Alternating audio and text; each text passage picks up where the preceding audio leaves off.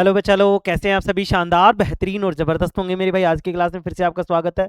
देखिए, मैंने आपसे बोला था कि क्लास कंप्लीट करवाऊंगा। ठीक है, सिलेबस थोड़ा हमारा पीछे चल रहा है, 3-4 चैप्टर जो भी है, लेकिन मैं कोशिश करना चाहूँगा। और मैं मेरे भाई कोशिश करना क्या, मैं मतलब ये कराऊंगा। और किस तरीके से कराऊंगा मेरे भाई? मैं पीडीएफ के फॉर्म में कराऊंगा, क्योंकि मुझे दिख चुका है कि इस तरीके से अपना कोर्स नहीं हो पाएगा। ठीक है, जो चीज़ें इंपॉर्टेंट है उसके लिए मेरे भाई एक मैं मैराथन क्लास लेके आने वाला हूँ। उस मैराथन क्लास को लेके तैयार रहना। उस क्लास से जो भी तुमसे बन पड़ता हो कि जैसे नोट्स बन जाए या फिर कुछ भी जैसे बन जाए, तो उन चीज़ों का तुम्हें ध्यान रखना है और उन चीज़ों के जो प्रश्न मैं जो कराऊँ उनको अच्छे से तुम्हें कर लेना है। ठीक है, उस मैराथन क्लास के बाद में तुम्हें कुछ भी पढ़ने की ज़रूरत नहीं है। वो क्लास एक क्लास ही काफ़ी रहेगी। 5 घंटे 6 घंटे जो भी रहेगा मुझे नहीं पता, लेकिन मेरे भाई उस क्लास के बाद में तुम्हें कुछ भी देखने की ज़रूरत नहीं है। पूरी किताब का रिवीजन मैं उसमें कराने वाला हूँ। ठीक है मेरे भाई, जैसा कि तुम्हारी 16 17 18 जैसे भी, तो जब भी तुम्हारी एग्जाम है, 16 को है, 17 को है, 18 को है, जब भी है, लेकिन मेरे भाई मैं इस चीज़ के लिए तुम्हारे लिए पूरा प्रयास कर रहा हूँ। ठीक है, और मैं कोशिश करूंगा कि तुम्हारे नंबर किसी भी तरीके से ना कटें। ठीक है, जैसी चीज़ें आने वाली हैं उन्हीं चीज़ों को हम फॉलो करेंगे। अभी देखो, अभी जिस तरीके से मैं डेस्क्रिप्टिव तुम्हें बहुत अच्छे तरीके से जो चीज़ें करा रहा था, मतलब बहुत डीपली जो चीज़ें करा रहा था, अब मैं वैसा ना करा के मैं उन्हीं चीज़ों पे जो एग्जाम ओरिएंटेड है, मतलब जो एग्जाम में आने वाली है, उन्हीं चीज़ों पे हम बात करेंगे। ठीक है मेरे भाई, अभी देखो ये चैप्टर तो मैं कंप्लीट कराने वाला हूँ इसी तरीके से जैसे कि तुम पढ़ना चाह रहे हो। ठीक है, लेकिन अगले वाले जो चैप्टर होंगे उनको मैं पीडीएफ से ही पढ़ा पाऊंगा, क्योंकि इस तरीके से मेरे भाई हम लिख लिख के उस उन चीज़ों को कंप्लीट नहीं कर पाएंगे। ठीक है, और जो भी हमारी मैराथन क्लास होगी उसको भी हम पीडीएफ की फॉर्म में ही पढ़ेंगे, पीडीएफ की मदद से ही पढ़ेंगे। ठीक है, चलो देखो मेरे भाई, हमारा जो चैप्टर चल रहा था वो हमारा ऑप्टिक्स वाला चल रहा था, प्रकाश वाला चल रहा था। उसमें हम परावर्तन और अपवर्तन पढ़ रहे थे, और परावर्तन अपवर्तन की घटनाओं के बाद में हम जो पहुंच चुके थे, वो हम पहुंच चुके थे समतल दर्पण से बनने वाले जो प्रतिबिंब होते हैं उनकी विशेषताओं के बारे में। मैंने पिछली क्लास में मैंने तुम्हें बताया था कि किस तरीके से समतल दर्पण से जो प्रतिबिंब बनते हैं वो किस तरीके से क्या क्या बनते हैं, किस तरीके से उनमें क्या क्या चेंजेस आते हैं, क्या क्या उनकी विशेषताएं होती है, क्या क्या उनकी कैरेक्टरिस्टिक्स है, क्या क्या उनके मतलब जो गुण हैं, वो सारी चीज़ें कि भाई क्या क्या था। मैंने तुम्हें बताया था कि जो प्रतिबिंब होता है वो सीधा बनता है, आभासी बनता है, समान साइज का बनता है। दर्पण में अगर किसी वस्तु को देखना है तो उसके लिए हमें वस्तु के आधे माप का या आधे नाप का हमें क्या लेना पड़ता है? दर्पण लेना पड़ता है। जो समतल दर्पण होता है वो पार्श्व परिवर्तन दिखाता है, मतलब कि दायां भाग बायां हो जाता है। उसके अलावा मैंने तुम्हें बताया था कि अगर कोई वस्तु v वेग से गति कर रही है, किससे वेग से गति कर रही है? v वेग से गति कर रही है, तो समतल दर्पण में वो 2v वेग से गति करती दिखाई देगी। अगर किसी वस्तु को हमने थीटा डिग्री घुमाया है तो समतल दर्पण में वो क्या दिखाई देगी मेरे भाई? 2v वेग से गति करती दिखाई देगी। सॉरी, थीटा डिग्री घुमाया तो 2 थीटा डिग्री घूम जाएगी। ठीक है, तीसरी बात हमने क्या की, इसके अलावा मैंने एक चीज बताई थी कि जो मेरे भाई हमारा प्रतिबिंब है, जो हमारा प्रतिबिंब है वो वस्तु से उतनी ही दूरी पर बनता है जितनी दूरी पर क्या होती है मेरे भाई? जितनी दूरी पर वस्तु रखी होती है, दर्पण से उतनी दूरी पर बनता है जितनी दूरी पर क्या रखी होती है?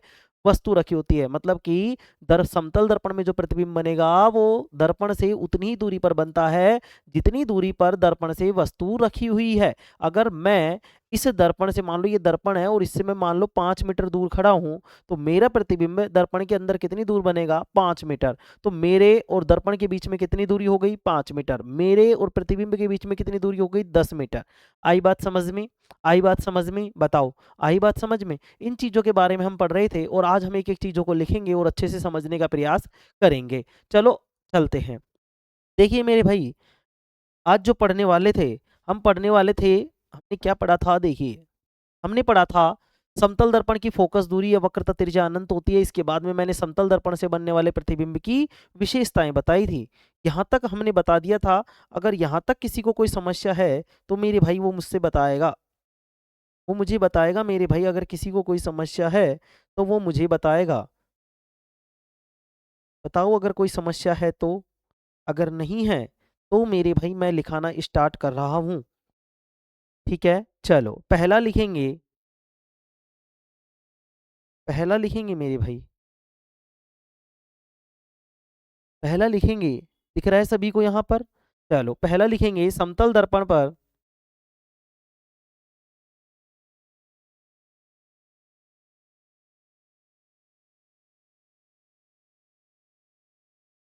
समतल दर्पण पर प्रतिबिंब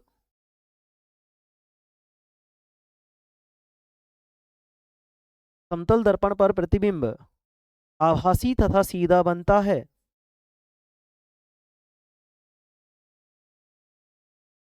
आभासी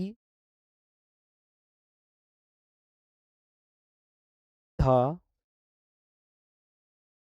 तथा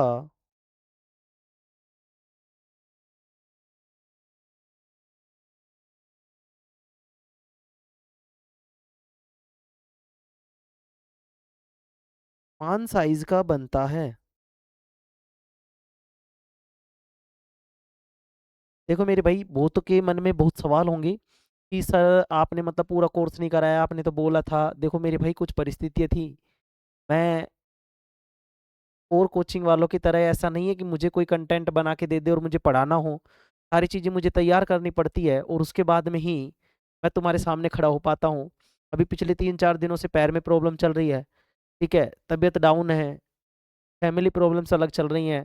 तो उन चीज़ों को थोड़ा सा देख के मेरे भाई नहीं हो पा रहा, उस चीज़ के लिए सॉरी।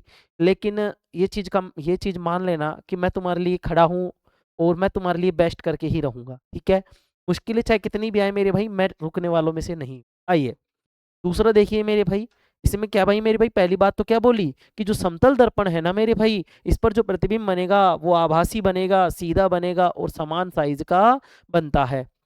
ऐसा थोड़ी है जैसे तुमने दर्पण में अपनी शक्ल देखी, अपना फेस देखा, ऐसा थोड़ी है कि तुम मतलब इतने से मतलब इतने पतले हो और उसमें मतलब मतलब इतनी मोटा चेहरा दिखा रहा है तुम्हारा। नहीं सर, जितना है उतना ही दिखाता है। हाँ सर, इतना ही दिखाता है।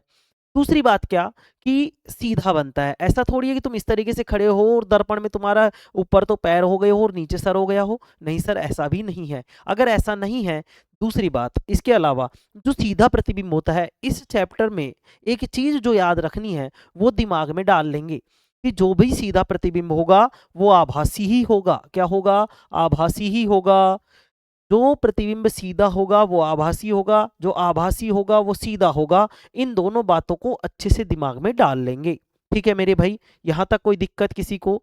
इसमें कोई दिक्कत नहीं सर, ये चीज समझ में आई? हाँ सर आई। ठीक है, अब ये चीज समझ में आई तो अगली चीज और लिखेंगे इसमें मेरे भाई।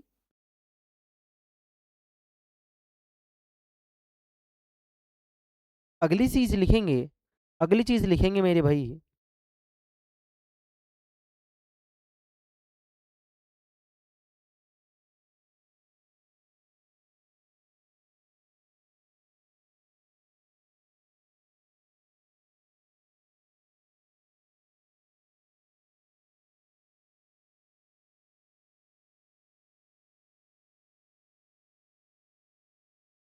देखो मेरे भाई, दूसरी चीज लिखेंगे वस्तु दर्पण से। लिखेंगे वस्तु दर्पण से जितनी दूरी पर रखी होती है, वस्तु दर्पण से जितनी दूरी पर रखी होती है, प्रतिबिंब भी उतनी दूरी पर बनता है। ठीक है, चलो लिखेंगे इसमें। दूसरी बात लिखेंगे वस्तु दर्पण से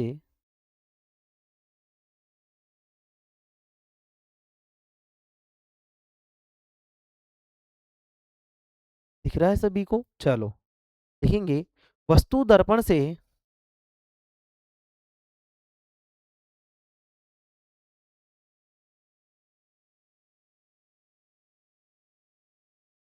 वस्तु दर्पण से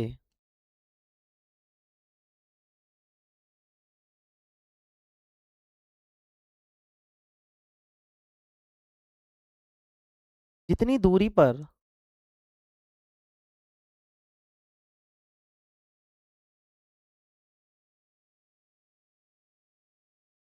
रखी होती है, वस्तु दर्पण से जितनी दूरी पर रखी होती है, दर्पण के अंदर,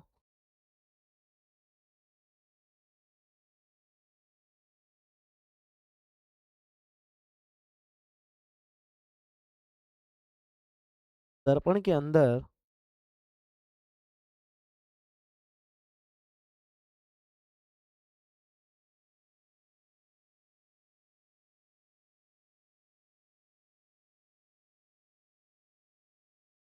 दर्पण के अंदर उतनी ही दूरी पर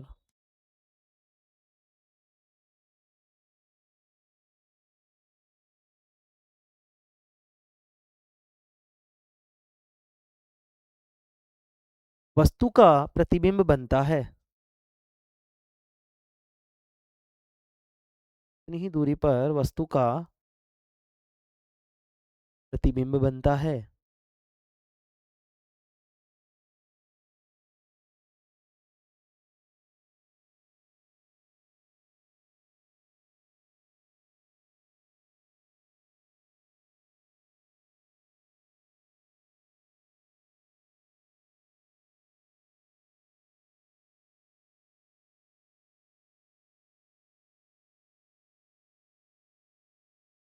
प्रतिबिंब बनता है।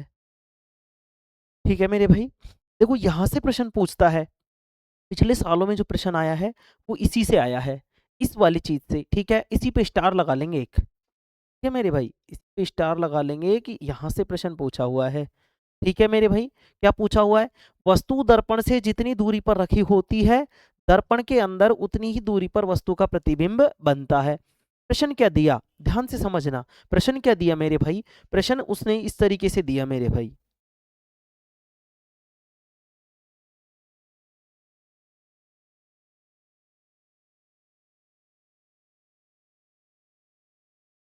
इस तरीके से। ठीक है,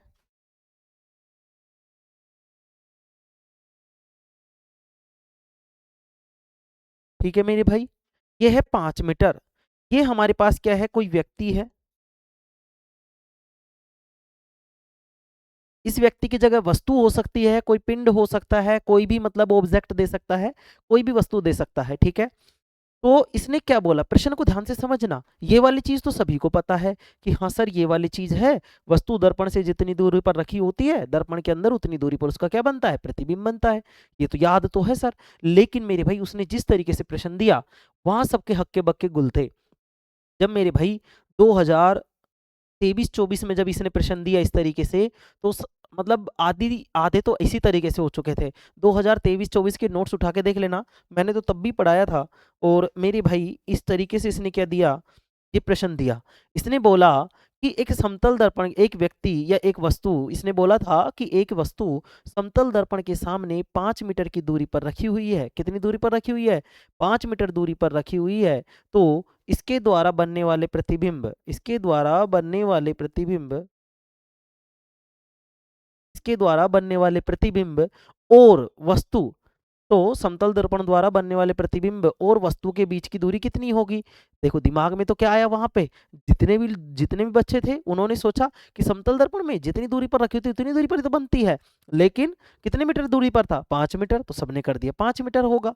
लेकिन उसने पूछा क्या था? उसने पूछा था कि एक वस्तु और एक प्रतिबिंब, इन दोनों के बीच की दूरी, तो मेरे भाई दर्पण से 5 मीटर की दूरी पर बनेगा, और ये भी कितनी दूरी पर बनेगा? 5 मीटर की दूरी पर बनेगा सर।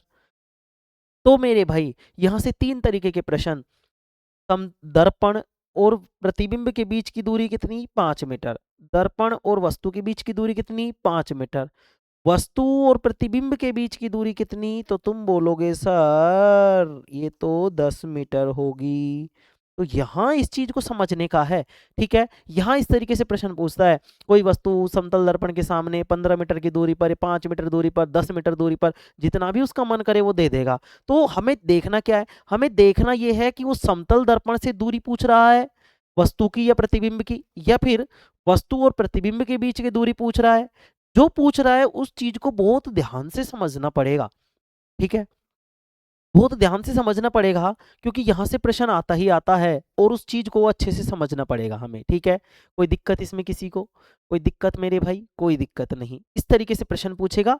ठीक है, आप जैसे ही आपके पेज वेज में ऊपर जगह बच रही होगी, तो इस तरीके से मतलब इस चीज को ऐसे बना के और लिख लेंगे। ठीक है, ताकि तुम्हें ध्यान रहे कि किस तरीके से प्रश्न पूछता है। ठीक है, ये मैंने तुम्हें बता दिया भाई, यहां से प्रश्न इस तरीके से पूछता है। आगे देखिए, तीसरी चीज हम जो लिखने वाले हैं, तीसरी चीज जो हम लिखने वाले हैं, इसको हटा दो मेरे भाई। तीसरी चीज जो हम लिखने वाले हैं ना मेरे भाई, देखो, तीसरी चीज जो लिखने वाले हैं वो है मेरे भाई, लिखेंगे, यदि कोई व्यक्ति विवेग से दर्पण की तरफ आ रहा है या दौड़ रहा है, यदि कोई व्यक्ति विवेग की गति से या विवेग से, विवेग की गति गलत होगा बोलना, विवेग से दर्पण की तरफ भाग रहा है, तो दर्पण में वह हमें 2v वेग से गति करता हुआ दिखाई देगा। क्या होगा? 2v वेग से गति करता हुआ दिखाई देगा। चलो तीसरा प्रश्न देखते हैं। आइए, तीसरा पॉइंट। तीसरे पॉइंट में लिखेंगे हम, क्या लिखेंगे? लिखेंगे यदि कोई व्यक्ति यदि कोई व्यक्ति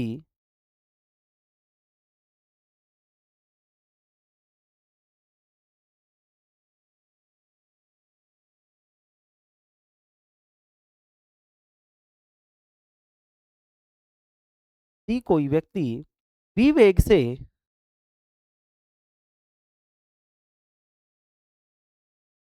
वेग से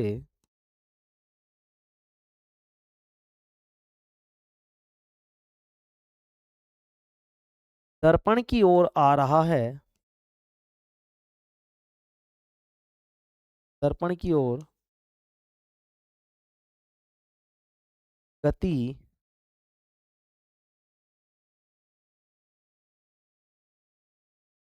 कर रहा है, तो उसका प्रतिबिंब 2v वेग से गति करता हुआ प्रतीत होगा। यदि कोई व्यक्ति v वेग से दर्पण की ओर गति कर रहा है, तो उसका प्रतिबिंब तो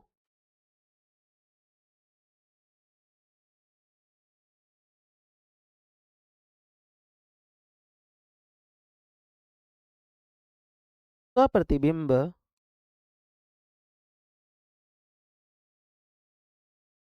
2v वेग से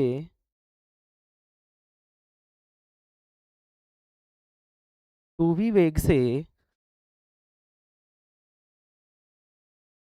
गति करता हुआ 2v वेग से गति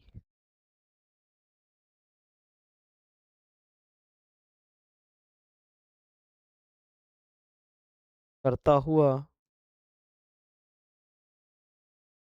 प्रतीत होगा।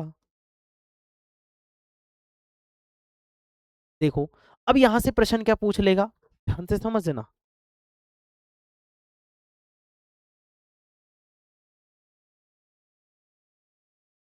ठीक है, अब यहां से ध्यान से समझना। यहां से प्रश्न क्या पूछ लेगा कि कोई व्यक्ति है, कोई क्या है, व्यक्ति है, ठीक है, या फिर बोले कि कोई गाड़ी में, देखो ध्यान से समझना, प्रश्न को घुमाएगा किस तरीके से।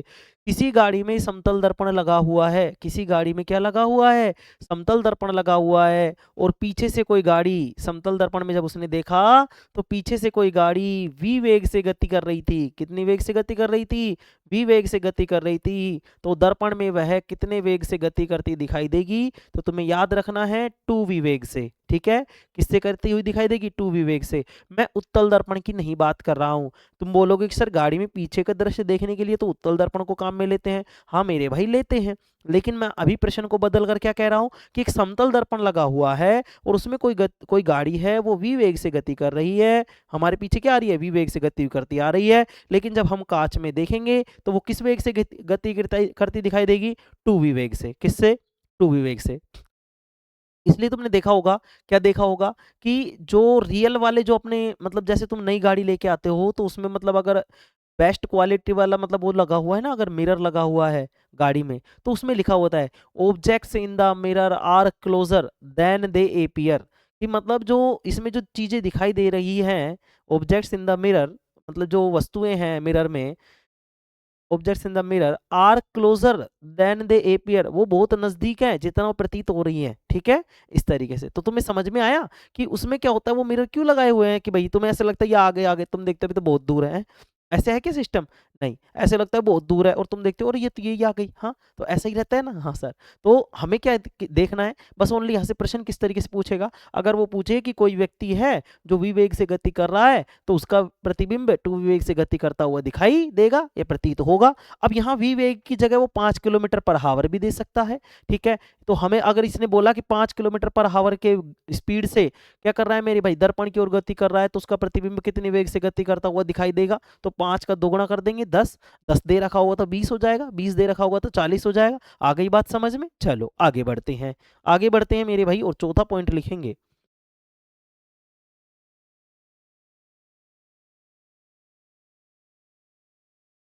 लिखेंगे चौथा, यदि दर्पण को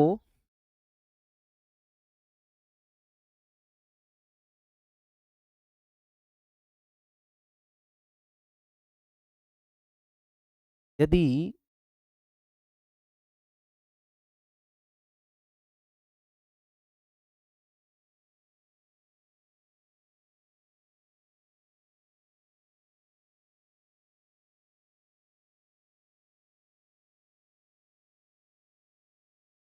दर्पण को थीटा डिग्री लिखेंगे, थीटा डिग्री दर्पण को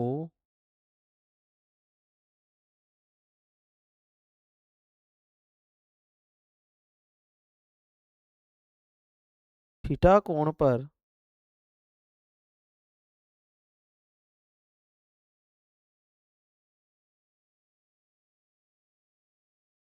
घुमाया जाता है, यदि दर्पण को थीटा कोण पर घुमाया जाता है, ठीक है, तो प्रतिबिंब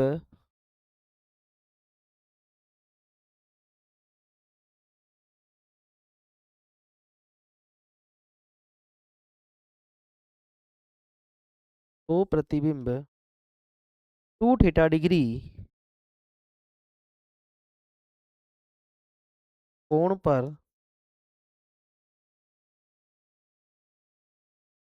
घूम जाएगा, थीटा डिग्री कोण पर घूम जाएगा। ठीक है, अगर मान लो मेरे पास दर्पण है, उसको मैंने मान लो थीटा डिग्री घुमाया है, तो प्रतिबिंब कितना घूम जाएगा, 2 थीटा डिग्री। अब यहाँ थीटा की जगह वैल्यू दे सकता है कि हमने दर्पण को 30 डिग्री घुमाया है, तो प्रतिबिंब कितने डिग्री कोण पर घूम जाएगा, तो हम बता देंगे 30 का दुगुना क्या हो जाएगा, 60 हो जाएगा। कोई दिक्कत इसमें किसी को नहीं। आइए आगे लिखेंगे, आगे लिखेंगे मेरे भाई,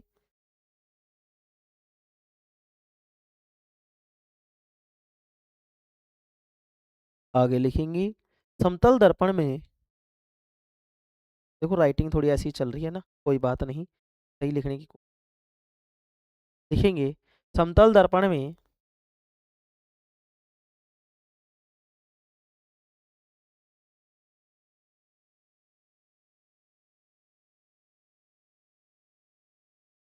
समतल दर्पण में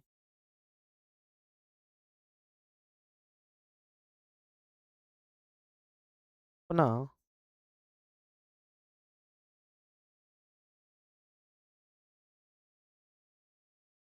समतल दर्पण में अपना पूरा प्रतिबिंब देखने के लिए, पूरा प्रतिबिंब देखने के लिए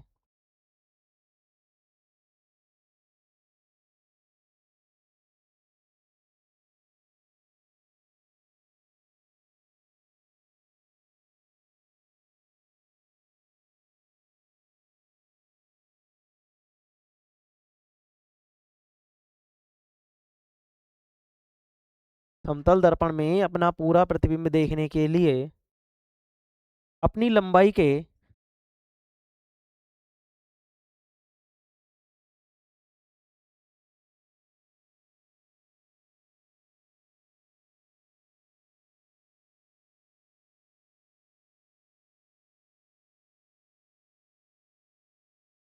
अपनी लंबाई के आधे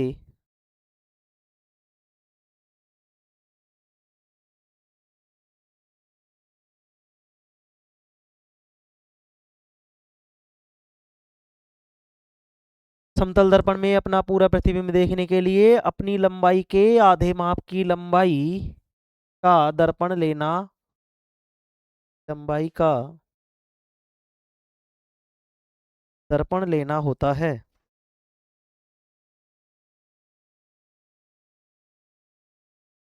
दर्पण लेना होता है, लंबाई का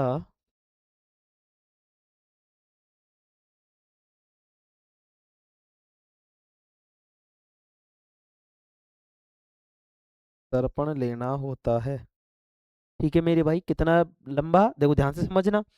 समतल दर्पण में अपना पूरा प्रतिबिंब देखने के लिए, मतलब कि मान लो मैं 10 मीटर का हूँ, या फिर मैं 5 मीटर का हूँ, या 6 मीटर का हूँ, ठीक है, तो मुझे मेरा पूरा प्रतिबिंब देखने के लिए, मुझे मेरा पूरा प्रतिबिंब देखने के लिए, मतलब कि यहाँ से लेकर मेरे पैरों, मतलब नीचे पैरों तक, मुझे अगर मेरा पूरा प्रतिबिंब देखना है, और मेरी हाइट कितनी है, 6 मीटर, तो मुझे मेरा पूरा प्रतिबिंब देखने के लिए 3 मीटर, कितने मीटर, 3 मीटर। 6 का हूं तो 3 मीटर के दर्पण की आवश्यकता पड़ेगी। अगर मैं 10 मीटर का हूं तो 5 मीटर के दर्पण की आवश्यकता पड़ेगी। और अगर मैं 5 मीटर का हूं तो 2.5 मीटर मतलब कि 2.5 मतलब 2.5 मीटर लंबाई के दर्पण की क्या होगी, आवश्यकता होगी। आई बात समझ में कि जितनी भी हाइट है, जितनी भी हमारी माप है, अगर हमें हमारा पूरा प्रतिबिंब देखना है तो हमें हमारी हाइट का आधी मतलब हमारी जो हाइट है उसकी आधी नाप का हमें क्या लेना पड़ेगा, प्रतिबिंब लेना पड़ेगा। अगर मैं 10 मीटर का हूं तो मुझे पूरा प्रतिबिंब देखने के लिए कितने मीटर के दर्पण की आवश्यकता पड़ेगी, 5 मीटर की। प्रश्न क्या दे देगा, प्रश्न दे देगा कि कोई व्यक्ति है जिसकी जो ऊंचाई है, जिसकी लंबाई है वो 10 मीटर है, उसे अपना पूरा प्रतिबिंब देखने के लिए कितने मीटर के दर्पण की आवश्यकता पड़ेगी। ठीक है, तो ध्यान से समझ लेना, कितने की पड़ेगी, आधे की मतलब कि 5 की। ठीक है, आगे बात समझ में, चलो आगे बढ़े। ठीक है, छठा लिखेंगे मेरे भाई,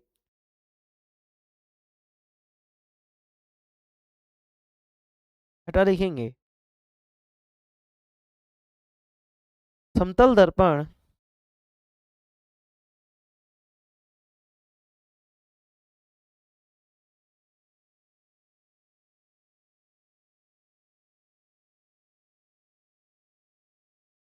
में पार्श्व परिवर्तन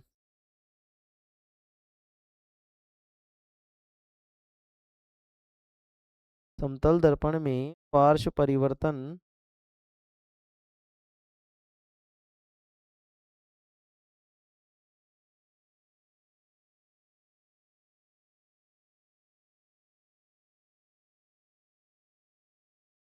होता है, अर्थात पार्श्व परिवर्तन का मतलब क्या है, मैंने तुम्हें बताया कि जो दायां भाग होगा वो बायां हो जाएगा और बायां भाग दायां हो जाएगा। तो समतल दर्पण में पार्श्व परिवर्तन होता है, अर्थात दायां भाग बायां, अर्थात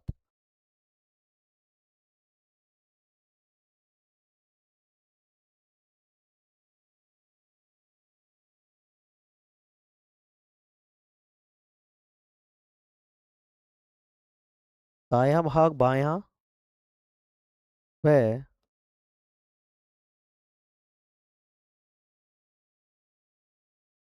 बायां भाग दायां हो जाता है,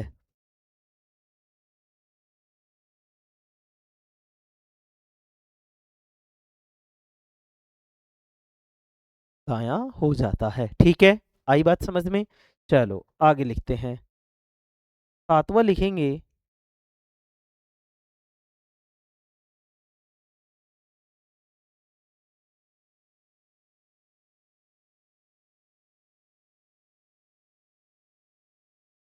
सातवां देखो मेरे भाई थोड़ा सा मैन है, इसको ध्यान से समझ, इसको अच्छे से समझना सातवें को मेरे भाई। प्रश्न अगर इससे पूछ सकता है, क्या पूछ सकता है वो मैं बताऊंगा। ठीक है, यहाँ तक दिख रहा है, चलो सातवें टॉप सातों पॉइंट डालेंगे और सातवें पॉइंट में हम डालेंगे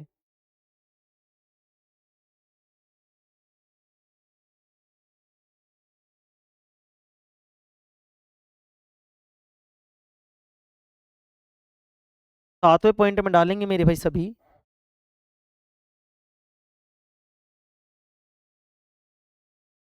सातवां पॉइंट में डालेंगे मेरे भाई, दो समतल दर्पणों को,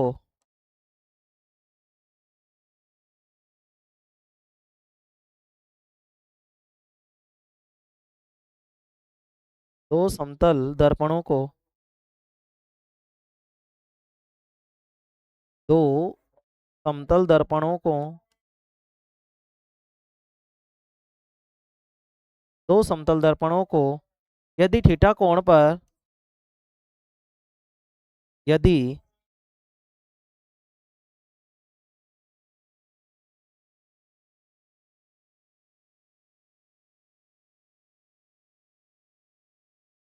थीटा कोण पर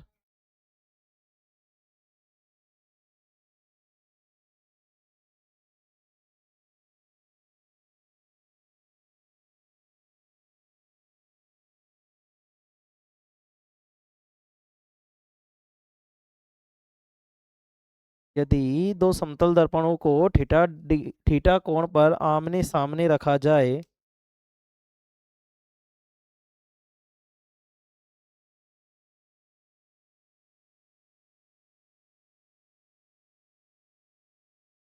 ध्यान से समझना मेरे भाई, दो समतल दर्पणों को यदि थीटा कोण पर आमने सामने रखा जाए तो उनके बीच, तो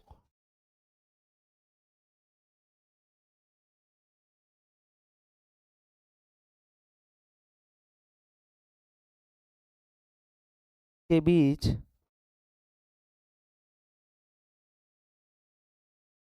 बनने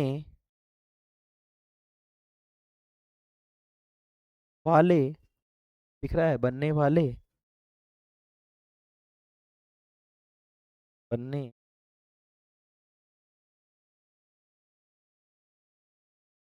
वाले प्रतिबिंबों की संख्या, वाली प्रतिबिंबों की संख्या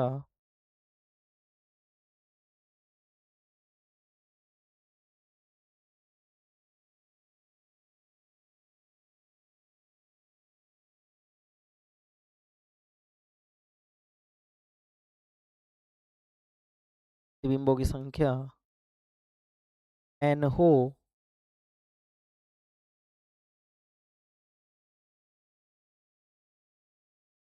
तो क्या होगा, इसका एक सूत्र होता है, वो ध्यान से समझना। n हो तो क्या होगा, n बराबर होते हैं मेरे भाई, n बराबर 160 डिवाइड बाई थीटा।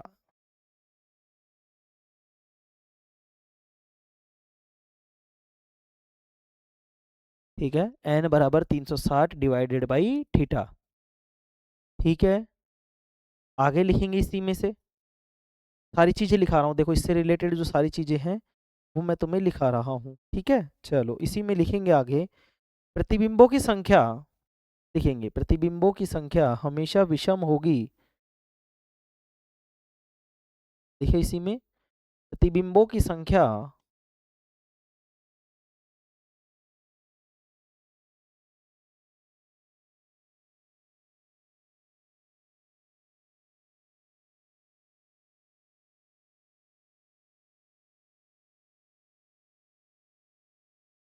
प्रतिबिंबों की संख्या हमेशा विषम होगी,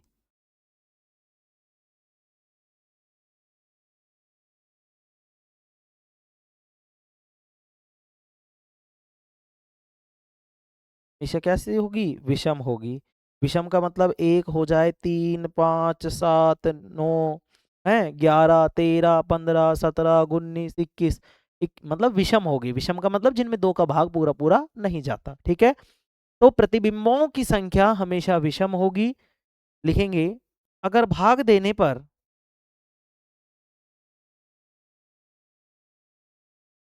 अगर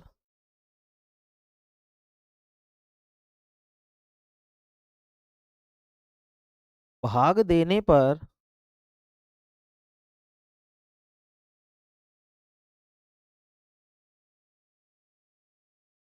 हम संख्या आ जाए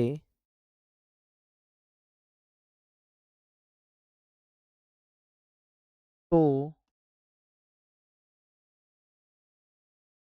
में से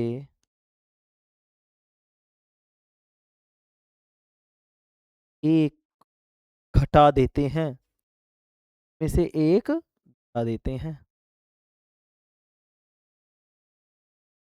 से एक घटा देते हैं।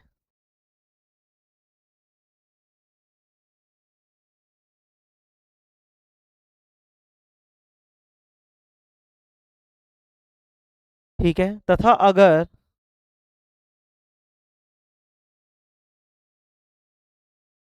इसी में लिखो, तथा अगर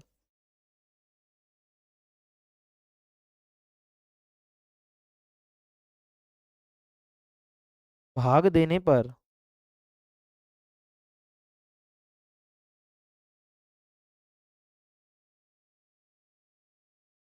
तथा अगर भाग देने पर संख्या दशमलव में आती है, पर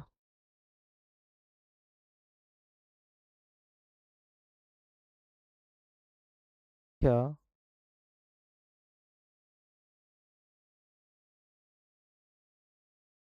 दशमलव में आती है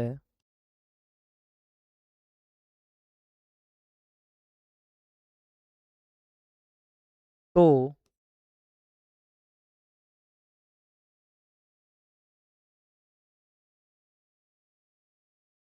दशमलव के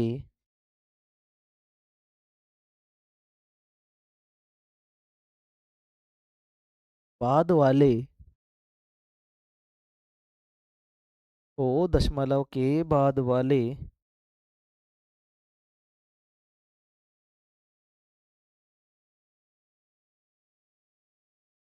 दशमलव के बाद वाले अंकों को नहीं लिखते। ये दशमलव के बाद वाली संख्या को नहीं लिखते, बाद वाली संख्या को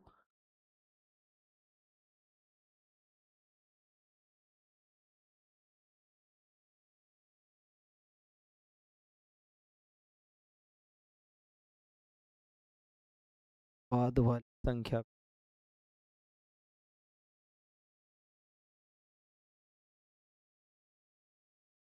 बाद वाली संख्या को नहीं लिखते।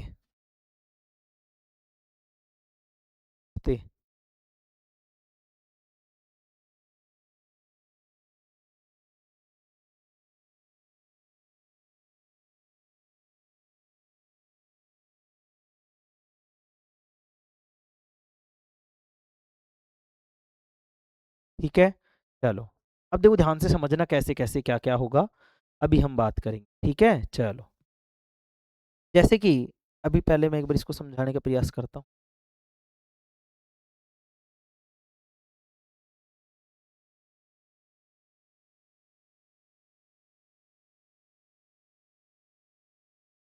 दिख रहा है सभी को?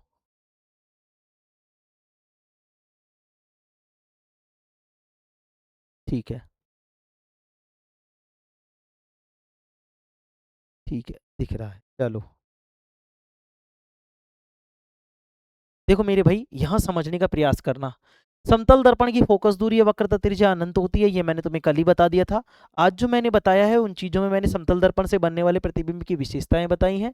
समतल दर्पण पर प्रतिबिंब जो होता है वो आभासी, सीधा और समान साइज का बनता है। इस चीज को ध्यान रखेंगे, ये समान साइज का बनता है, इस चीज को तो दिमाग में डाल ही लेंगे। ठीक है, दूसरी बात, वस्तु दर्पण से जितनी दूरी पर रखी होती है दर्पण के अंदर उतनी ही दूरी पर वस्तु का प्रतिबिंब बनता है। मैंने एक चित्र बनाकर समझाया इस तरीके से, जैसे मान लो हम दर्पण के सामने खड़े हैं और हम दर्पण से 5 मीटर की दूरी पर है, तो हमारा प्रतिबिंब जो होगा वो दर्पण से भी 5 मीटर की दूरी पर होगा, लेकिन हमसे कितनी दूरी पर होगा? 10 मीटर दूरी पर। दोनों चीजें समझाई मैंने, 3 केस बनते थे, तीनों चीजें समझाई कि हमसे अगर दर्पण की दूरी पूछे तो 5 मीटर, प्रतिबिंब से पूछे तो 5 मीटर, और हमारे और प्रतिबिंब के बीच में पूछे तो 10 मीटर। कोई दिक्कत नहीं सर।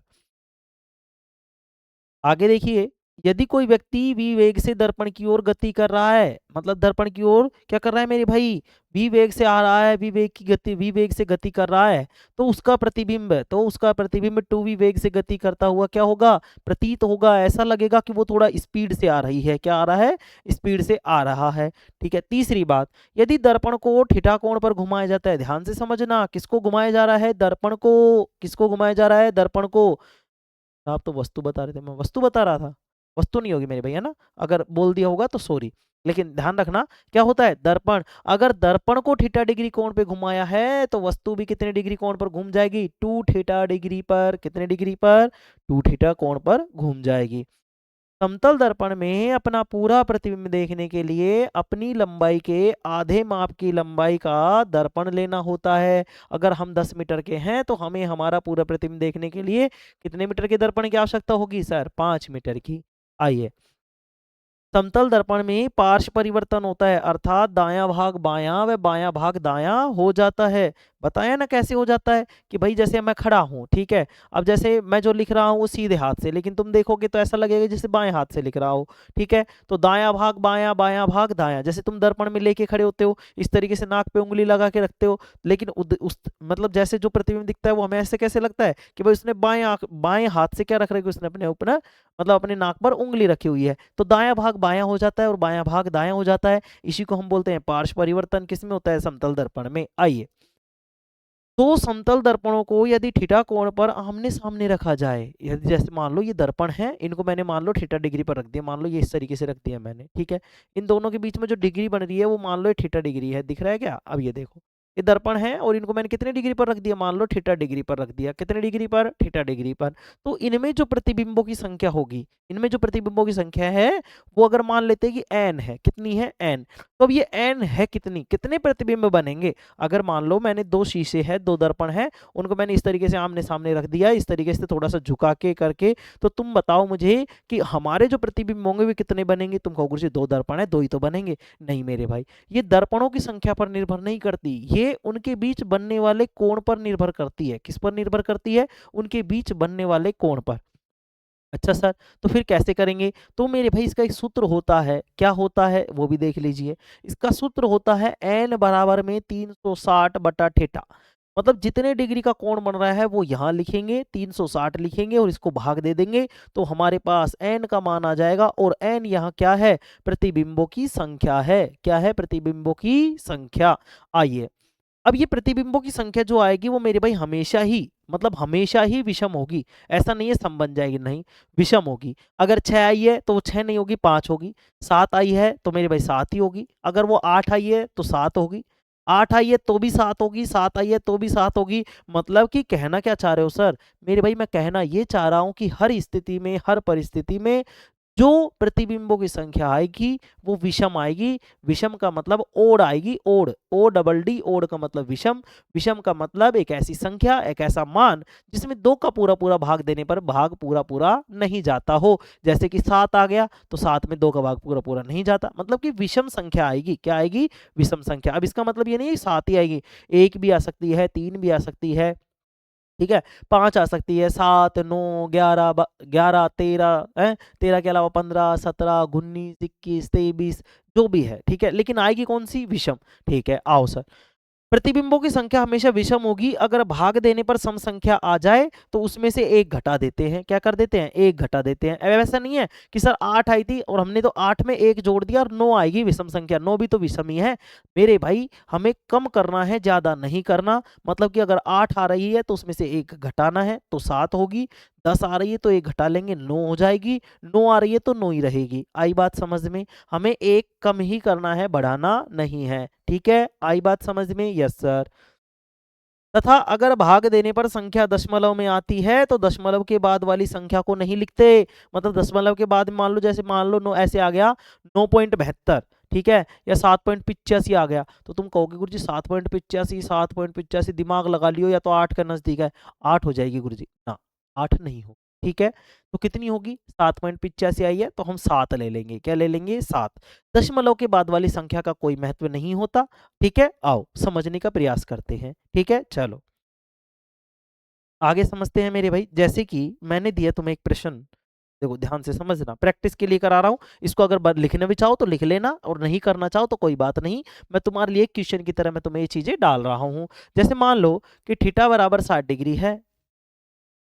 अगर मान लो मेरे भाई थीटा बराबर में 60 डिग्री है, तो n बराबर में क्या होगा, n बराबर में क्या होगा, प्रतिबिंबों की संख्या क्या होगी। यदि मैं बोलूं कि दो दर्पणों के बीच बनने वाला जो कोण है, दो दर्पणों के बीच बनने वाला जो कोण है वो थीटा, मतलब जो थीटा है उसका मान है 60 डिग्री। मतलब कि दो दर्पणों के बीच बनने वाला जो कोण है वो अगर 60 डिग्री है तो प्रतिबिंबों की संख्या क्या होगी, प्रतिबिंबों की संख्या क्या होगी।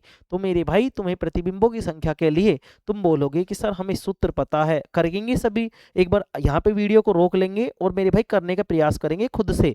तो मेरे भाई n बराबर होगा, देखो ये प्रश्न आ सकता है इसलिए मैं तुम्हें करा रहा हूँ। n बराबर 360 बटा में थीटा का मान था 60 डिग्री, एक जीरो से एक जीरो गया, 6 एकम 6, 6 6 36, तो n बराबर आ गया 6। तो क्या ये n बराबर 6, तो तुम ये मत कर देना कि प्रतिबिंबों की संख्या 6 होगी। क्यों सर, क्यों नहीं होगी, क्योंकि मैंने तुम्हें अभी बताया कि प्रतिबिंबों की जो संख्या होगी वो विषम होगी। क्या ये सम है या विषम, तो तुम बोलोगे सर ये तो सम है, ये तो सम संख्या है, लेकिन हमें तो क्या लानी है, विषम लानी है। तो गुरुजी n बराबर 6 में एक जोड़ देंगे तो 7 हो जाएगी। ऐसा है क्या, ऐसा है क्या, तुम बोलोगे नहीं सर ये तो आपने गलत बात कर दी, ऐसा तो नहीं है। आपने ये बताया था कि हमें जोड़ना नहीं है, हमें क्या करना है मेरे भाई, क्या करना है। तुम बोलोगे सर हमें घटाना है तो 6 में से 1 घटाएंगे तो 5 आ जाएगी और यही हमारा सही क्या हो जाएगा, आंसर। 1 नंबर के प्रश्न में जैसे मान लो उसने अब की पिछली से पिछली साल इस तरीके से जो दिया उसने कि भाई जो प्रतिबिंब से दूरी वगैरह दूरी दूरी वाला कंसेप्ट दिया, अगर वो थीटा वाला कंसेप्ट देता है, कोण वाला कंसेप्ट देता है, तो यहाँ से प्रश्न आने की संभावना 99.99% है। इसलिए मेरे भाई इस सूत्र को याद रख लेंगे। सूत्र तो क्या है, कुछ भी नहीं है। टोटल सर्किल कितने का, 360 का गुरुजी, 360 का। कितने दर्पण बनेंगे गुरुजी, थीटा का मान रख देंगे, ये बात खत्म। ये दर्पणों की संख्या आ गई। विषम आ रही है तो मतलब विषम ही रहेगी, और सम आ रही है तो विषम हो जाएगी। आई बात समझ में, आई बात समझ में, बताओ यहाँ तक कोई दिक्कत है क्या, बताओ किसी को। नहीं सर कोई दिक्कत नहीं है, बताओ कोई दिक्कत है क्या। यहाँ से प्रश्न बना लेंगे इसी तरीके से, ये तुम्हारा प्रश्न हो जाएगा कि भाई 6 नहीं होगी तो n बराबर में क्या होगा मेरे भाई। लो इसको मैं और अच्छे से लिख देता हूँ कि n बराबर में 6, तो n बराबर में 6 माइनस का 1 बराबर में 5, और यही होगी प्रतिबिंबों की संख्या, मतलब कि 5 क्या हो जाएगा, हमारा आंसर हो जाएगा। कोई दिक्कत बताओ, नहीं सर। अच्छा, दूसरी बात, अगर मैं थीटा डिग्री बोलूँ, थीटा बराबर में अगर 50 डिग्री हो, क्या हो, 50 डिग्री, तो अब क्या होगा, तुम बोलोगे सर हमें पता है, आपने तो बताया है। तो n बराबर में कितना हो जाएगा, तो आपने बताया था सर n बराबर में 360 बटा थीटा। थीटा की जगह हमने 50 डिग्री रखा है। 5 से मतलब 0 से 0 गया। अब 36 में 5 का भाग देंगे। देखो मेरे भैया इस तरीके से है। अभी बहुत सारे ऐसे होंगे जो इस तरीके से भाग भी नहीं देना जानते होंगे। ठीक है, कोई बात नहीं। 5 में 36 मतलब 36 में 5 का भाग, तो 5 5 एकम 5, 5 दूनी 10, 5 तिये 15, 5 छः 30, 5 7 35। गुरुजी आपने तो बीच में छोड़ दिया। हाँ भाई छोड़ दिया, 5 7 35। कितना बच गया, 1 बच गया। क्या अब भाग जाएगा क्या, नहीं सर। तो मैं क्या यहाँ पे पॉइंट लगा दूँ और यहाँ पे 0 लगा दूँ, हाँ सर लगा दो। तो कितना हो जाएगा, 5 दूनी 10, इस तरीके से। अब ये इसका मान कितना आया है, एन का मान आया है सर 7.2। क्या आया है मेरे भाई, 7.2 आया है। क्या आया है, 7.2 आया है। कितना आया है, 7.2 आया है। तो क्या 7.2 बनेगा क्या, क्या प्रतिबिंबों की संख्या 7.2 होगी क्या। क्या तुम प्रतिबिंब को ऐसे काउंट कर सकते हो क्या पॉइंटों में, तुम बोलोगे नहीं सर। नहीं तो मेरे भाई ऐसा कैसे। अब कितनी माने प्रतिबिंबों की संख्या, क्या 7.2 माने या 8 माने मेरे भाई। 7.2 माने, 8 माने, 7 माने, 6 माने, कितना माने। तो मेरे भाई जब ये 7.2 आया है तो हम पॉइंट वाली संख्या को हटा देते हैं, और विषम संख्या है तो विषम संख्या रहती है, इसलिए n बराबर में 7 आ जाएगा। क्या आ जाएगा, n बराबर में 7 आ जाएगा। कोई दिक्कत किसी को, कोई दिक्कत मेरे भाई, नहीं सर कोई दिक्कत नहीं है। ठीक है, ये दोनों तुम्हारे उदाहरण हैं। अगर उतारना चाहते हो तो ब्रैकेट बना के उतार लो, जिससे तुम्हें याद रहे कि किस तरीके से प्रश्न पूछेगा, किस तरीके से हमको करना है। ठीक है, चलो अब आगे बढ़ें, बताओ आगे बढ़ें। एक चीज और लिखनी थी हमें, एक चीज और लिखनी थी जिसमें हमें लिखना था, लिखेंगे इसी में। चलो इसी को मैं थोड़ा सा सही तरीके से सेट कर देता हूँ। उतारना चाहो तो उतार लेना, कोई दिक्कत वाली बात नहीं।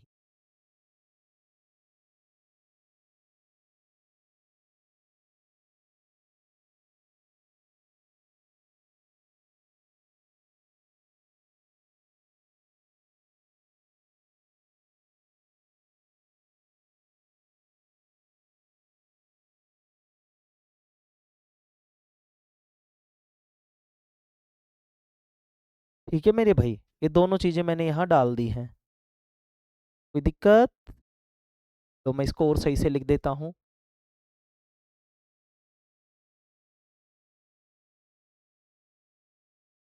ये लो मेरे भाई।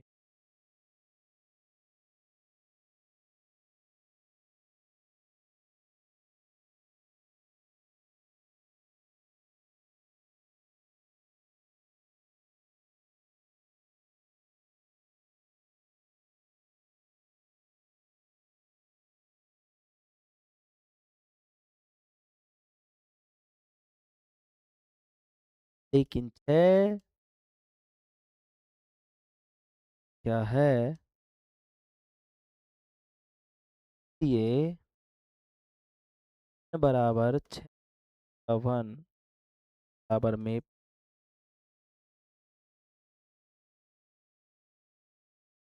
होगी। ठीक है, चलो इसी तरीके से यहाँ पे देख लेंगे। इसको तो ये ऐसे ऐसे कैसे उतार रखा है, कोई बात नहीं। इसको थोड़ा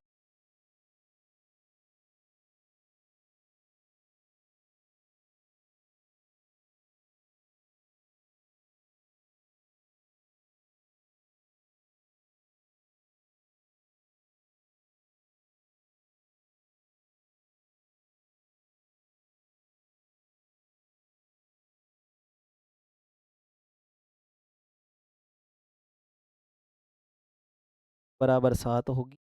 दशमलव के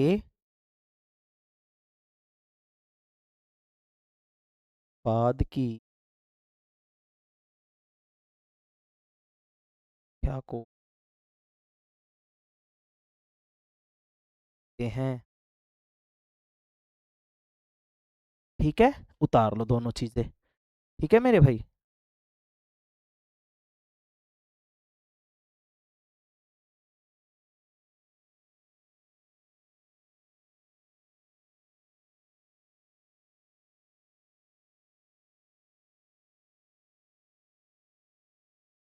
ठीक है, लो चलो अब आगे देखें, आगे बढ़ते हैं।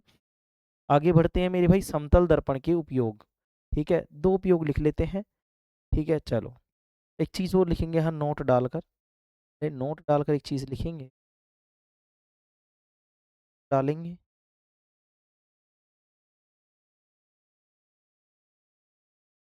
और नोट डालकर लिखेंगे मेरे भाई, क्या लिखेंगे नोट डालकर, देखना। नोट डालकर लिखेंगे, यदि प्रतिबिंब तथा वस्तु,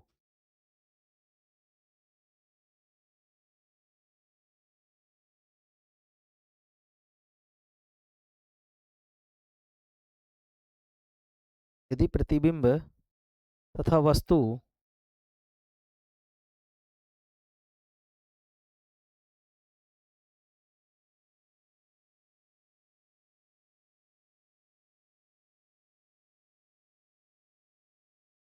एक दूसरे के समांतर हो,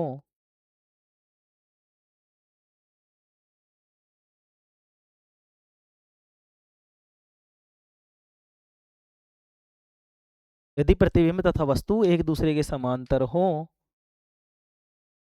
अर्थात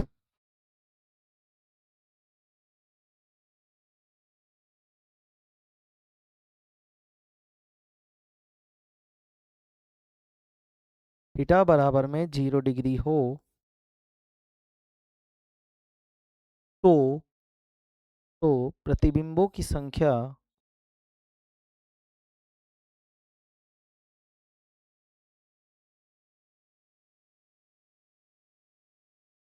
अनंत होगी।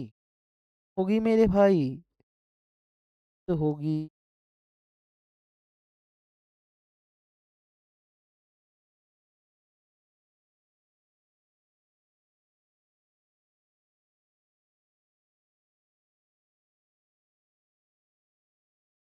क्या अनंत होगी।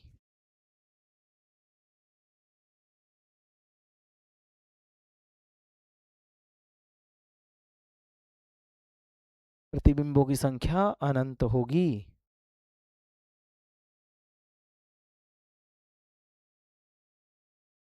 प्रतिबिंबों की संख्या क्या होगी मेरे भाई, अनंत होगी। चलो आगे लिखे हम, इसी में लिखेंगे नीचे आगे, समतल दर्पणों के उपयोग।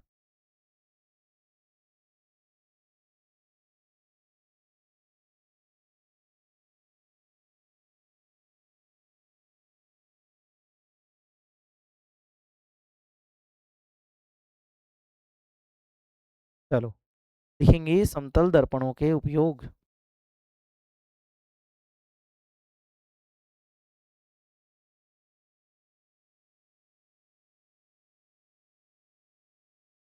समतल दर्पण के उपयोग।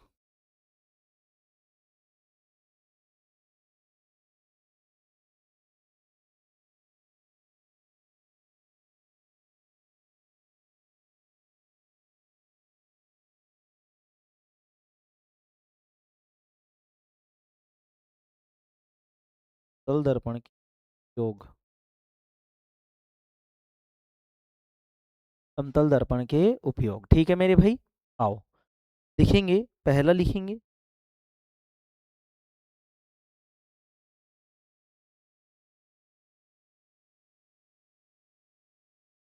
पहला लिखेंगे घरों एवं दुकानों में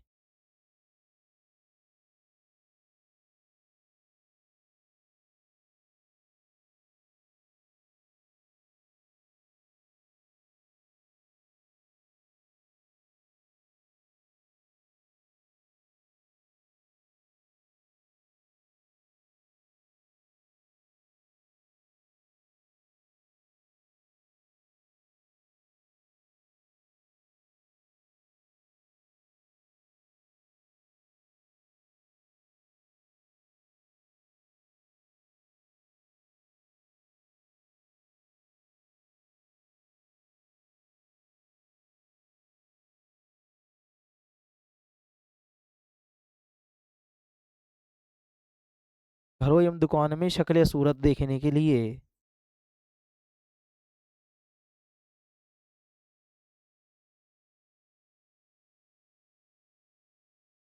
तल दर्पणों का उपयोग किया जाता है।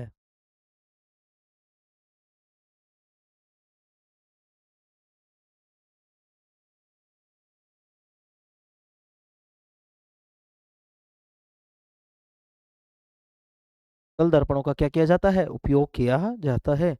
आगे लिखेंगे इसी में सजावट करने के लिए, सजावट करने के लिए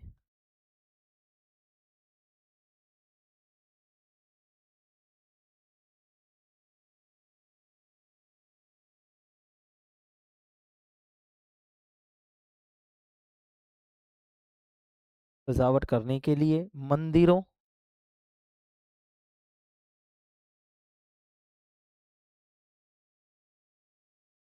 घरों,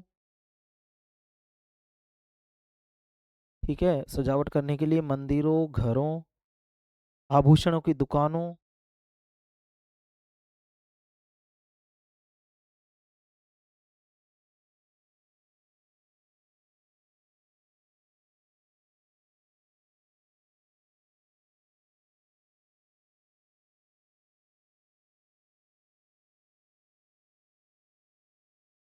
आदि में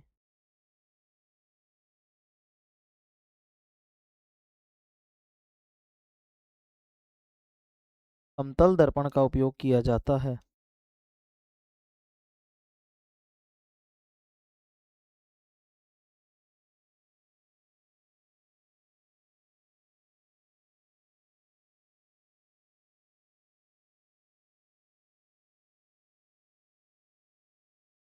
जाता है।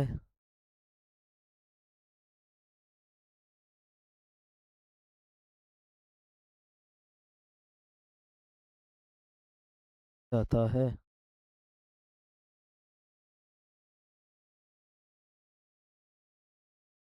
ये लो मेरे भाई, ये समतल दर्पण तुम्हारा कंप्लीट हो चुका है। ठीक है, समतल दर्पण तुम्हारा कंप्लीट हो चुका है मेरे भाई।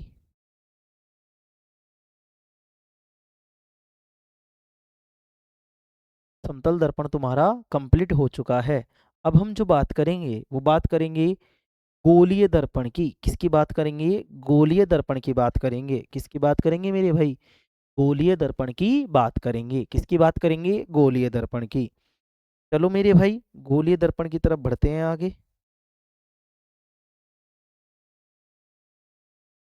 चलो, गोलीय दर्पण में क्या मतलब है, ध्यान से समझना। अभी मैं समझा देता हूँ, आज मेरे भाई समझाऊंगा मैं। ठीक है, जैसे कल परसों जो भी होगा, जब भी क्लास होगी उसमें मैं लिखा दूंगा। सिलेबस की भाई मैंने गारंटी ली है, तो चिंतित तुम्हें होने की जरूरत नहीं।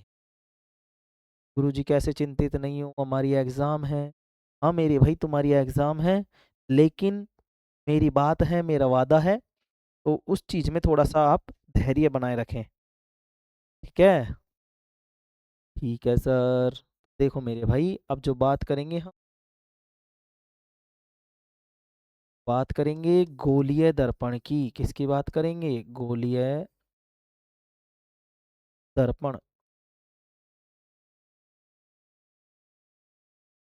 आज देखो मैंने जो चीजें पढ़ाई हैं वो मेरे भाई इम्पोर्टेंट इम्पोर्टेंट और इम्पोर्टेंट है। ठीक है मेरे भाई, इम्पोर्टेंट इम्पोर्टेंट और इम्पोर्टेंट है। ध्यान से समझ लेना। गोलीय दर्पण, देखो अब हम क्या पढ़ेंगे गोलीय दर्पण में, ध्यान से समझना। गोलीय दर्पण में हम क्या पढ़ेंगे, आज मैं इतना ही पढ़ाऊंगा मेरे भाई। देखो अब क्यों पढ़ाऊंगा क्या है, थोड़ा सा समझा करो, समझ पा रहे हो तो भी समझना पड़ेगा क्योंकि और ऑप्शन भी, ठीक है। चलो, गोलीय दर्पण क्या होता है मेरे भाई, अगर हमने जैसे देखो हमने क्या किया, जब हमने समतल दर्पण बनाया तो हमने एक समतल कांच की पट्टी ली, उसकी एक सतह को हमने परावर्तक पॉलिश कर दिया। लेकिन अब हम गोलीय दर्पण के लिए क्या करेंगे, गोलीय दर्पण के लिए मेरे भाई मान लो हमारे पास एक कांच का खोखला गोला है। गुरुजी कांच का खोखला गोला मतलब कैसे समझ लो, जो बल्ब आता है अपने पास, हाँ सर, वो खोखला होता है अंदर से, हाँ सर।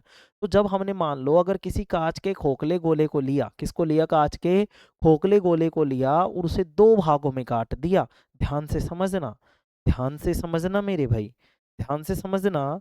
अगर मैंने कोई कांच का खोखला गोला लिया, क्या लिया, कांच का खोखला गोला लिया, मैंने क्या लिया मेरे भाई, अगर मैंने कांच का कोई खोखला गोला लिया, अगर मैंने कांच का कोई खोखला गोला लिया और इस कांच के खोखले गोले को दो भागों में मैंने काट दिया, क्या कर दिया मैंने मेरे भाई, दो भागों में मैंने काट दिया, दो भागों में मैंने क्या कर दिया, काट दिया।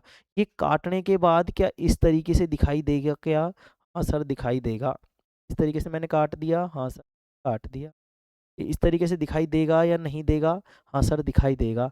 अगर किसी कांच के खोखले गोले को दो भागों में काट दिया जाता है, अगर किसी कांच के खोखले गोले को दो भागों में काट दिया जाता है और उसकी एक सतह को, अगर कांच के खोखले गोले को दो भागों में काट दिया जाए और उसकी एक सतह को परावर्तक पॉलिश कर दिया जाए, तो इस प्रकार जो दर्पण बनेगा, इस प्रकार जो दर्पण बनेगा वह गोलीय दर्पण कहलाता है। क्या कहलाता है, गोलीय दर्पण कहलाता है। अच्छा, एक चीज और समझेंगे, क्या समझेंगे, अब देखो ये मेरे भाई पहले इस तरीके से हमारे पास गोला था, हाँ सर, ये इसका केंद्र था या नहीं था, हाँ सर इसका केंद्र था।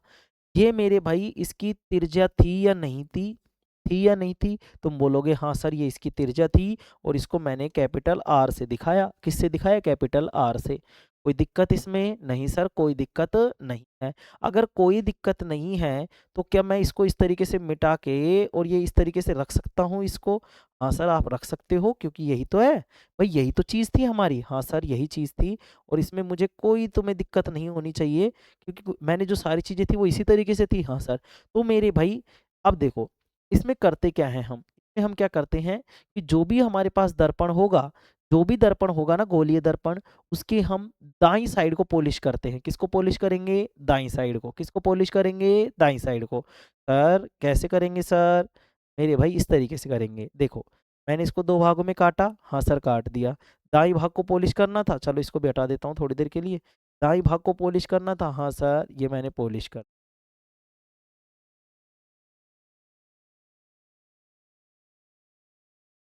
दिया पॉलिश, हाँ सर। अब बताओ मुझे क्या ये पहले इस तरीके से था, देखो क्या पहले ये इस तरीके से गोले गोले में ही तो था, इस तरीके से भाई, इस तरीके से गोला ही तो था, हाँ सर। ये इसका केंद्र था, हाँ सर केंद्र ही था। चलो अब मैं तुमसे ये पूछना चाह रहा हूँ मेरे भाई, ये मैंने मान लो एक दर्पण, एक मैंने काट के कांच के खोखले गोले को काट दिया, एक सतह को मैंने क्या कर दिया, पॉलिश कर दिया। अब एक चीज ध्यान रखना, मैं क्या कह रहा हूँ बार बार कि मैंने जो गोलीय दर्पण है उसकी दाईं साइड को पॉलिश किया है। तो एक चीज याद रखेंगे कि जब भी गोलीय दर्पण में हम प्रतिबिंब बनाएंगे, ठीक है, ऐसा नहीं है कहीं तुम प्रैक्टिकल करने लग जाओ घर पे, किसी कांच के खोखले को गोले को काट दिया और तुम उसको देखने लग रहे हो कि इसकी दाईं साइड किधर है बाईं साइड किधर है, नहीं। मैं बात कर रहा हूँ जो हम इस तरीके से चित्र वगैरह डायफ्राम वगैरह, मतलब इसके जो, मतलब हमारे पास जो डायग्राम है वो बनाएंगे या फिर हम जब सवाल करेंगे तो उसमें हमें क्या करना है कि हमें जो मानना है, आइडियल जो होता है, जो आदर्श जो चीज होती है उसको मतलब मानना, सॉरी भाई, देखो जो मानना है मेरे भाई वो क्या होगा कि, देखो मानना क्या होगा कि भाई जो पॉलिश करते हैं वो हमेशा दाईं साइड करते हैं, ठीक है दाईं साइड करेंगे। ये क्या था, ये गुरुजी इसका केंद्र था, इसको हमने सी नाम दिया था। केंद्र को सी से ही तो दिखाते हैं, हाँ गुरुजी। ये क्या है मेरे भाई, ये क्या है इसकी, तुम बोलोगे गुरुजी ये तो त्रिज्या है, इसको हम आर से दिखाते हैं, आर से। किससे दिखाते हैं, आर से। ठीक है सर। अब देखो मैं इसी को बड़ा कर देता हूँ और इसी को ध्यान से समझाने का प्रयास करता हूँ तुम्हें।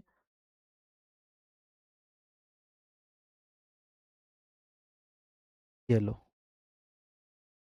ये बन गया, हाँ सर। इसी तरीके से होता है तुम्हारे दर्पण प्रतिबिंब। हाँ सर। तो गोलीय दर्पण बना कैसे?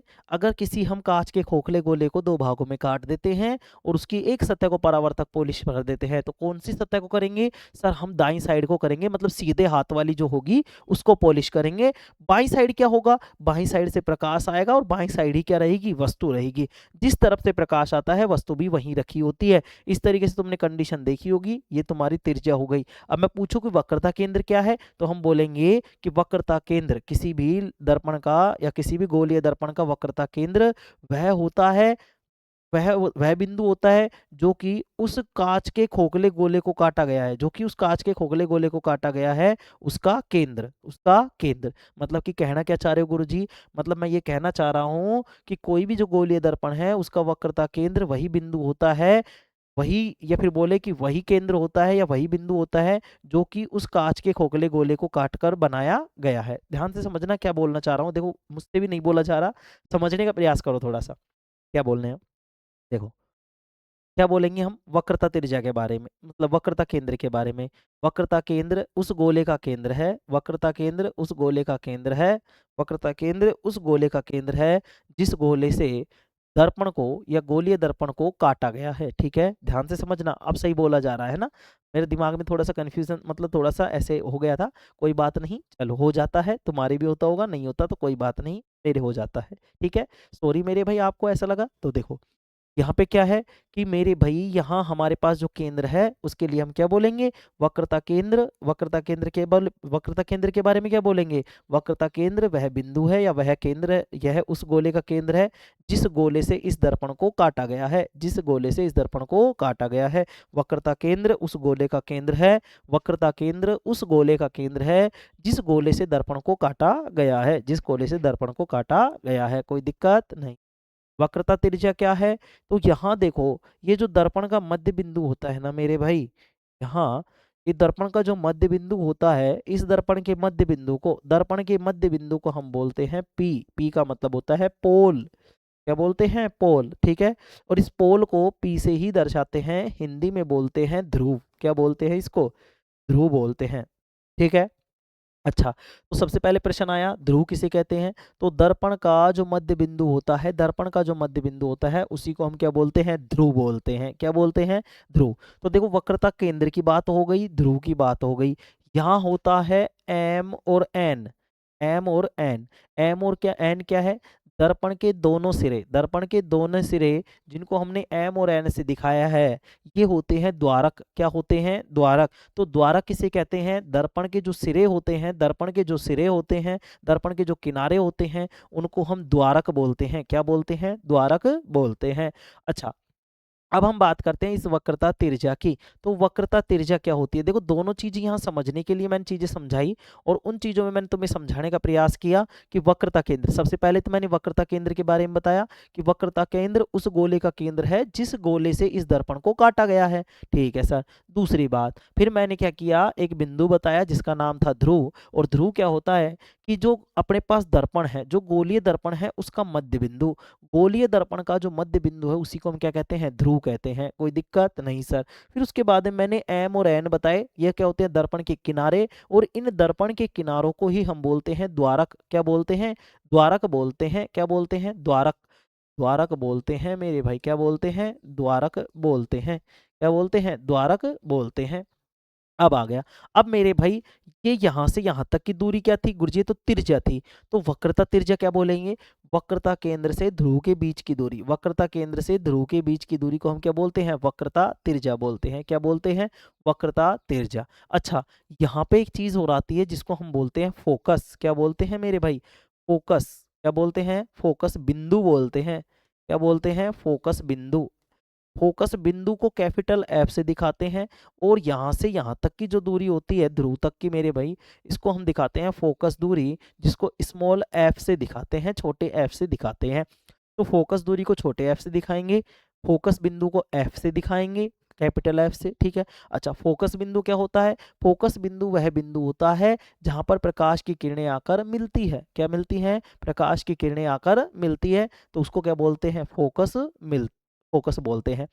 तो फोकस बिंदु वह बिंदु जिसमें प्रकाश की किरणें परावर्तन के बाद क्या होती है, आकर मिलती है, उस बिंदु को हम क्या बोलते हैं, फोकस बोलते हैं। क्या बोलते हैं, फोकस बोलते हैं। अनंत से आने वाली प्रकाश की किरणें जब परावर्तित होकर जिस बिंदु पर आकर मिलती हैं उसी बिंदु को हम फोकस बोलते हैं। ठीक है, समांतर अगर कोई प्रकाश की किरणें आई टकराने के बाद में, मतलब परावर्तन के बाद में, जिस बिंदु पर मिलेगी उस बिंदु को हम बोलेंगे फोकस। क्या बोलेंगे, फोकस। और ध्रुव से और फोकस के बीच की दूरी को हम बोलते हैं फोकस दूरी। क्या बोलते हैं, फोकस दूरी बोलते हैं। तो देखो मेरे भाई, केंद्र, केंद्र वक्रता केंद्र क्या होगा, वक्रता केंद्र उस गोले का केंद्र है जिसमें से इस दर्पण को काटा गया है। ठीक है, वक्रता ये क्या हो जाएगा, ध्रुव क्या हो जाएगा, जो हमारे पास दर्पण है, दर्पण का जो मध्य बिंदु होगा उसको हम ध्रुव बोलते हैं, इंग्लिश में पोल बोलते हैं, इसलिए हम पी से इसको दर्शाते हैं।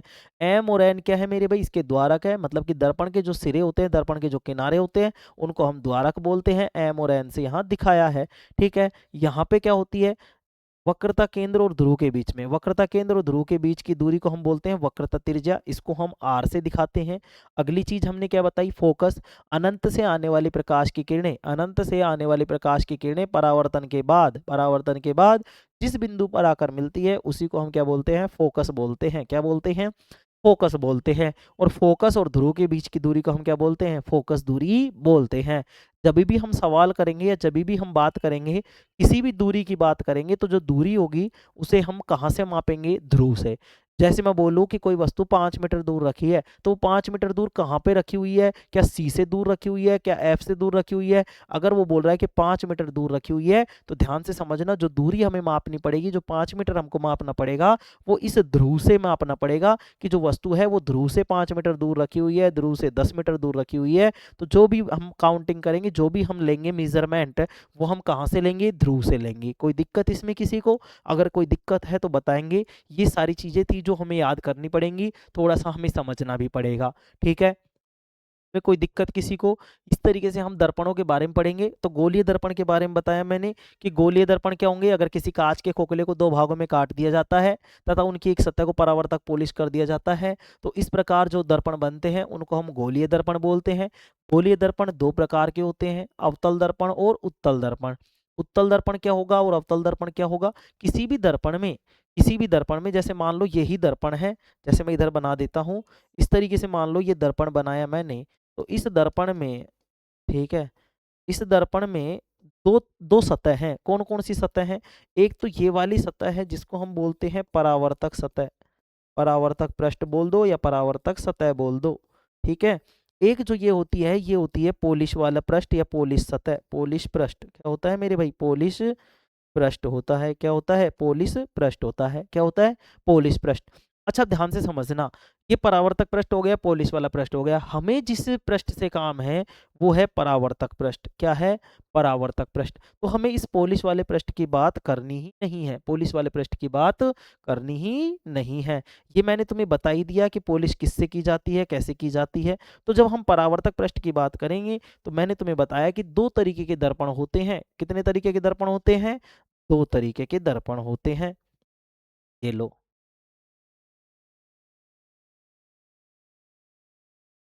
ठीक है, इस तरीके से दर्पण थे हमारे पास 2। ये मैंने कांच के खोखले गोले को काट कर बनाए थे। ठीक है, इनकी मैंने सीधी सतह को, मतलब सामने, मतलब राइट साइड, मतलब सीधे हाथ वाली जो सतह है उसको हमने परावर्तक पॉलिश कर दिया था। हाँ सर, आपने यही बताया था कि भाई सीधे हाथ वाली सतह को हम क्या कर देंगे, पॉलिश कर देंगे। तो ये हमने पॉलिश कर दिया था, कर दिया था पॉलिश। अच्छा, अब देखो तुम्हें यहाँ सतह तो दिख रही है ना कि परावर्तक सतह कौन सी है और पॉलिश वाली पृष्ठ कौन सा है। हाँ सर पता है। तो मेरे भाई ध्यान से समझना, एक तो मैंने बताया उत्तल, क्या बताया, उत्तल, और एक मैंने बताया अवतल। क्या बताया, अवतल बताया। अब ध्यान से समझना, उत्तल दर्पण तो क्या होगा और अवतल दर्पण क्या होगा। अच्छा, इसका पहला वर्ड देखे तो क्या लिखा हुआ है, ऊ, ऊ लिखा हुआ है। ऊ का मतलब है उठा हुआ। क्या है, उठा हुआ। यहाँ पे देखो ऊ लिखा हुआ है, ऊ का मतलब उठा हुआ।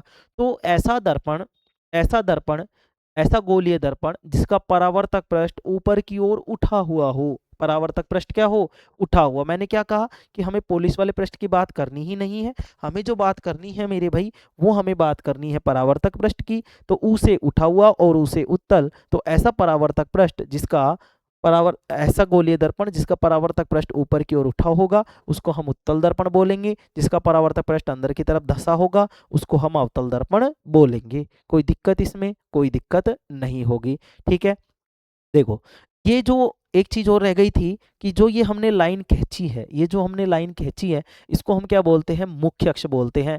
मुख्य अक्ष एक ऐसा अक्ष होता है जिस पर सभी बिंदु विराजमान होते हैं या सभी बिंदु उपस्थित होते हैं। क्या होते हैं? सभी बिंदु उपस्थित होते हैं। ठीक है, या फिर हम बोले कि मुख्य अक्ष वह होता है जिस पर क्या होते हैं? सभी बिंदु उपस्थित होते हैं। ये ठीक है। ठीक है, अब देखो इस मुख्य अक्ष के ऊपर जितने भी प्रतिबिंब बनेंगे वो बनेंगे मेरे भाई सीधे। इस मुख्य अक्ष के ऊपर अगर कोई प्रतिबिंब बनेगा तो वो बनेगा सीधा, और अगर इसके कोई नीचे बनेगा तो वो बनेगा मेरे भाई उल्टा। क्या बनेगा? उल्टा। तो ऊपर मुख्य अक्ष के ऊपर जितने भी प्रतिबिंब बनेंगे वो बनेंगे सीधे, और जितने भी नीचे बनेंगे वो बनेंगे मेरे भाई उल्टे। क्या बनेंगे? उल्टे बनेंगे। एक चीज मैंने अभी और बताई थी कि जो सीधा होगा वो आभासी होगा। क्या होगा? आभासी होगा।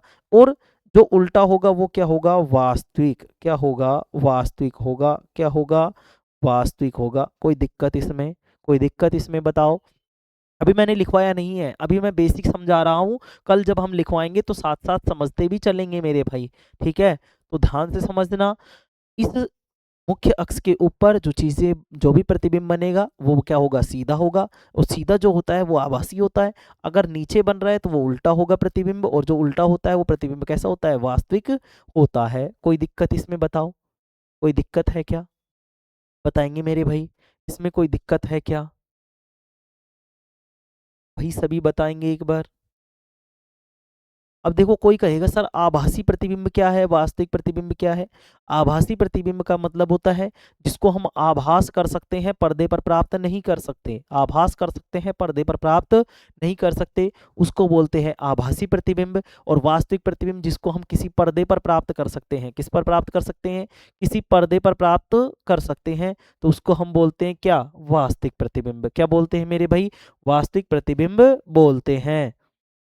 ठीक है, अब देखो, अब आभासी प्रतिबिंब का सर हमको कैसा पता चलेगा कि ये आभासी बन रहा है या वास्तविक बन रहा है? तो अगर प्रकाश की किरणें अगर मिल रही हैं, प्रकाश की किरणें अगर क्या कर रही हैं?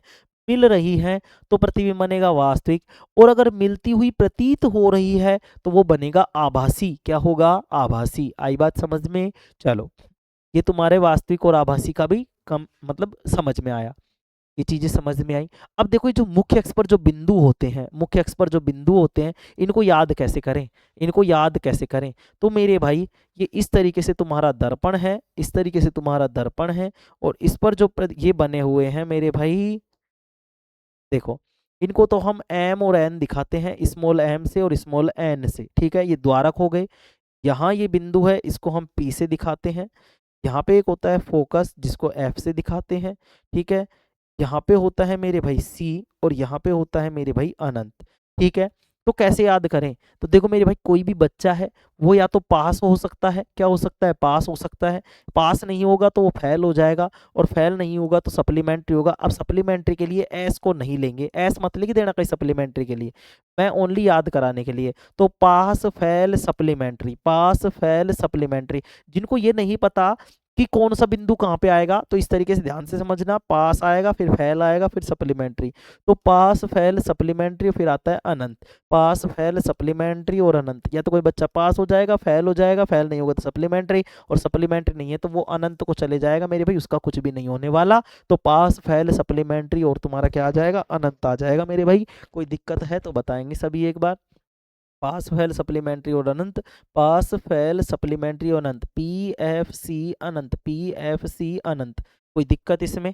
तो ये चीजें भी याद हुई कि कौन सा बिंदु कहाँ पर आएगा, ये चीजें याद हुई। कौन कौन से बिंदु हमें पढ़ने हैं, ये चीजें क्लियर हुई। मुख्य अक्ष क्या होता है ये पता चला, कौन कौन से बिंदु कहाँ कहाँ होते हैं ये भी पता चला। एक चीज और ध्यान रखेंगे, एक चीज और याद रखेंगे कि पी से और जो एफ तक की दूरी है, पी से एफ तक की जो दूरी है, अगर मान लो ये 5 मीटर है, तो पी से सी तक की दूरी कितनी हो जाएगी? पी से सी तक की दूरी कितनी हो जाएगी? 5 मीटर होगी क्या? नहीं सर, पी से और सी तक की दूरी जो होगी वो 10 मीटर होगी। कितनी होगी? 10 मीटर। कहना क्या चाह रहा हूं मैं कि पी से एफ तक की दूरी और एफ से सी तक की दूरी, ये वाली दूरी और ये वाली दूरी दोनों क्या है, बराबर हैं। ये वाली दोनों दूरी क्या है, बराबर है मेरे भाई, दोनों दूरी क्या है, बराबर।